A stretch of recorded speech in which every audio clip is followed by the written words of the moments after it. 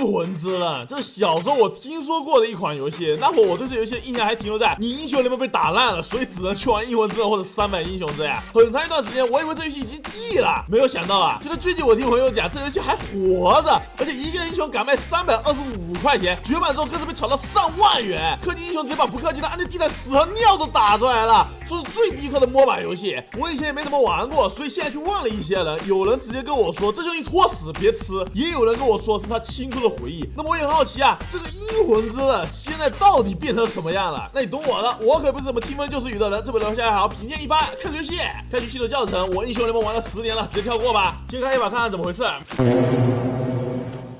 我打开的是阴魂之刃吧？挡住 UI 界面，我以为玩了赵信的。虽然说赵信的赵云皮肤本身就是以赵云为模型，但这也太像了吧？不行，我们不能以这种表面的东西就说人家抄袭了，没准人家的内在不一样，技能不像呢。不是能这么像吗？不过他多少还是改了些的。赵信的突进 E 技能他移到了 Q 技能上 ，W 是个被动，对 Q 是主要目标，第3次攻击会造成击飞 ，E 技能被动增加闪避。不过这个大招怎么看怎么眼熟啊 ？OK， 够语言系统，这赵神玩加 E 神玩谁还打得过啊？这个暗月射手也就是老板寒冰换了个皮 ，Q 技能开启后每次攻击浩然并减速 ，E 技能就是万箭齐发，大招魔法水晶剑也是原封不动的搬了进来。还有这个跟电击小子一样的人，当我看到他 Q 技能的时候，我就大概猜到他是谁了。没错，就是 EZ， 这个大招识别度实在是太高了。还有一堆超人技能调换了技能顺序的英雄多的都数不过来，直接拿去当 LOL 怀旧服玩得了。我很好奇，到底是哪家公司胆子这么大的？哦，那没事了，原来是自家人。没有关系，就根据现在的手游市场来看，咱们玩家对于这种借鉴致敬的行为包容度还是很高的。主要是看玩法吧，赶紧让我开把游戏看看到底是个什么事儿。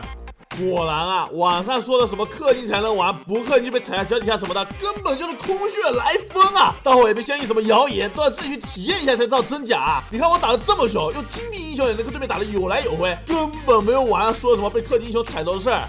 你们知道为什么吗？因为他们的全是人机，我打了一下午，一个真人没碰到，8把都是9个人机陪我玩。就是 AI 蠢到什么地步呢？甚至不如英雄联盟10年前的自定义 AI， 看到我就站着不动打我，残血你不让跑，每一把都是10几分钟中推，然后一波，都给我打得要欧咪咪睡觉了。我也知道这游戏没什么热度，但不至于一个人都匹配不到吧？怎么有人打字了？碰到真人了。这 ID 还真有股10年前的味道了。这人上来就问我是不是小学生，说我开也开错了，要去打 buff。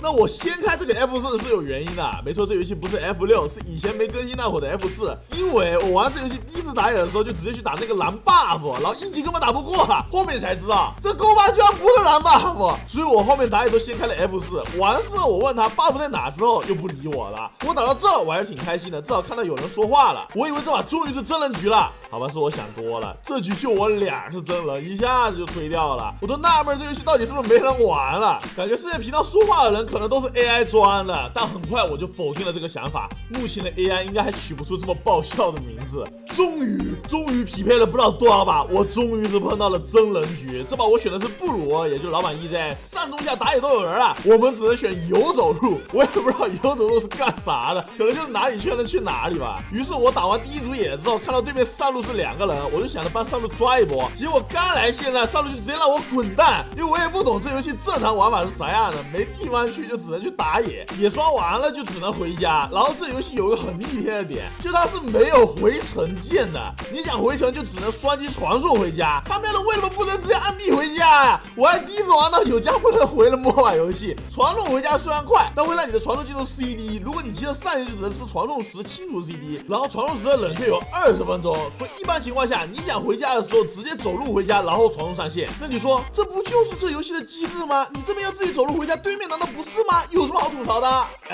不一样的来了，你如果是 VIP 2的话，是可以把 CD 减少4分钟的。没错，包括死亡时都可以用快速复活的复活石，还有原地召唤3电探到视野等等功能。VIP 的 CD 都是快于普通用户的，并且 VIP 6还有持续时间更长的效果。哥们儿，当初369要是 VIP 6的话，想必就算是宙斯也有点棘手吧。而且我玩这游戏的时候，感觉新人真的很难入坑，环境跟英雄联盟有的一比。我这把去上路被发信号叫我滚蛋，去下路也被发信号让我滚，只能趁中路不在的时候偷偷混点经验。是我玩有问题吗？我觉得游走路不就到处支援吗？他们的这也不能去，那也不能去，这还能叫游走路吗？就挂记录得了。有时候只要中路练功房，还要被这个技能控制小法的人暴揍。游戏的判定也做得挺离谱的，就我这里明明扭开了一个技能，结果还是判定我吃到了，不然这波应该是打得过的。我寻思那我不跟你们打了，躲在后面用 Q5兵总行了吧？然而也不行，我在塔下好好补兵着呢，突然来了个比骑马对我放了个什么技能，然后我的血就夸夸掉，直接被满血秒了。对，就一个技能，我一点反射手段都没有。后面我看到他技能说明才知道，他给我上了个底 buff， 移动时就会流血，但我那时又不能不跑啊，人家骑着马就要冲过来揍我了，站着也是等死。当时就给我打懵了，对面好像也发现我是个软柿，打起来技能就往我这边甩，尤其是这个骑马的能越过我队友给我上那个移动扣血的底 buff， 这把我当弱智了，我就不动了。最后虽然这把赢了，但好像这把有我没有都一样，忙活了半个小时又啥也没干的感觉。怎么说呢？阴魂之刃这款游戏虽然说是MOBA游戏，但从我这几天体验下来，无论是人民币英雄、VIP 特权的英雄平衡来说，都已经说不上是公平竞技了。虽然说不是哪边氪得多就一定赢，但无论是从视野、悠久效率等来说，明显都是氪金一方优势更大的。而这些信息对于MOBA游戏来说都是至关重要的。游戏内还有着以前英雄联盟那种类似符文系统，新手入坑和老玩家对线就有不少的属性差距，经常会有2级被1级打得抱头鼠窜的情况。那明明游戏一直在持续更新，为什么玩家会流失的这么严重呢？是因为英雄联盟太火了，还是说有王者这个更方便上手的代差？我找了一些还在玩或者已经退坑的玩家，问他们为什么现在玩阴魂之刃的人越来越少，清一色的回答都是氪金角色太离谱，与能白嫖的金币积分角色差距太大，就算现在已经不出氪金角色了，也难以挽回之前伤害过的玩家群体。而且目前也只是端游口碑变好了点，阴魂之刃手游版听说吃相更难看，端游里可以用金币买的角色到了手机端直接卖268，狠狠的爆老玩家的米，还有各种装备角色不平衡的问题，仿佛走上了端游的老路。最主要的还是之前的运营，大量现实英雄无法购买，想玩到要么等活动复刻，要么去3人代买。你皮肤卖再贵都无所谓，不影响我游戏玩的体验就行，但英雄却仅限人民币购买。刚刚出的那款一个比一个强，逼着玩家付费，在 MOBA 游戏里面踩头，联动角色上来就卖325，后出的银证更是逆天卖到了上千块，而且强度也是一个比一个逆天。鼓完起来之后，能直接在地图任意位置放一束机关，直接全图满血秒人。还有究极轮椅数字怪曹彦斌，然后呢，在你用氪金英雄爽个1-2个版本之后，出了新的氪金英雄，你寻思我继续玩之前的氪金英雄呗？不行，下个版本直接给你砍了。你不买新的氪金英雄，你就是低人一等，同技术你就是打不过人家。逐渐的，玩家开始意识到自己如果还在继续玩这游戏，就得不断的往里面投入钱买新的英雄。明明一开始凭借着自己的轻量化的优势过得挺滋润的，但却急于割韭菜，我想没落也是应该的吧。那么我想这就是本期这部小内容啊，如果喜欢的话可以给个3连关注啊，所以更多有趣的游戏视频。那这吧，我是李，我们下期见。